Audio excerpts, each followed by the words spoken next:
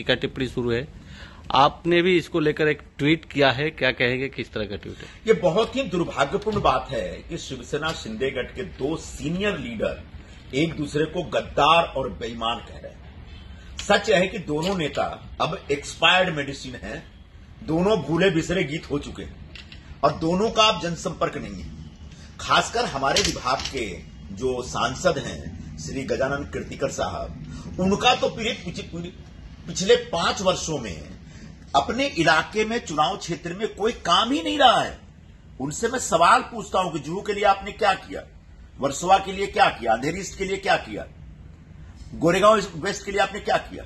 दिंडोसी क्षेत्र में शायद आप रहते हैं, लेकिन उस विभाग में इसी साल इतनी भयंकर आगजनी हुई थी, 500-700 लोग मतलब जब उनके झोपड़े जल गए थे और उस क्षेत्र में एक बार भी विजिट नहीं किया।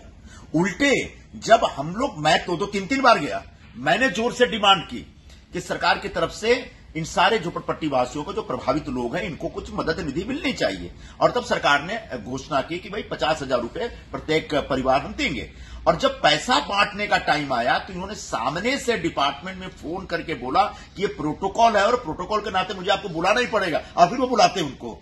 तो एक ऐसे कीर्तिकर साहब, जिनके प्रति मेरे मन में बहुत सम्मान है, इज्जत है, मेरे सीनियर रहे हैं शिवसेना में, वो, उनके बारे में इतना ही कहना चाहूंगा कि अगर पूरे देश में सबसे निष्क्रिय खासदार का कोई सर्वे हुआ तो हमारे कीर्तिकर जी 1 नंबर पे आएंगे इस पूरे उपलब्धि के लिए। तो ऐसे निष्क्रिय खासदार, निष्क्रिय सांसद श्रीमान गजानन कीर्तिकर जी अब चुनाव का ये जो सपना देख रहे हैं वो छोड़ दें, क्योंकि मैं नहीं, यहां के लोग कह रहे हैं कि हमको कीर्तिकर इस बार नहीं चाहिए। उनकी पार्टी के कार्यकर्ता कह रहे हैं कि कुछ भी हो जाए इस बार कीर्तिकर हमको नहीं चाहिए। तो ऐसे में कीर्तिकर साहब ससम्मान एक संन्यास ले लें तो बेहतर होगा। लेकिन उन्होंने आपको कहा है कि आउट ऑफ एक्सपायर माल कौन है, इलेक्शन आने दो, पता चल जाएगा संजीव। हाँ, तो जब चुनाव आएगा तो पता सबसे पहले ये चलेगा कि ये उतर रहे हैं क्या, क्योंकि जहां तक मुझे लग रहा है कि इनकी पार्टी इनके पक्ष में नहीं है।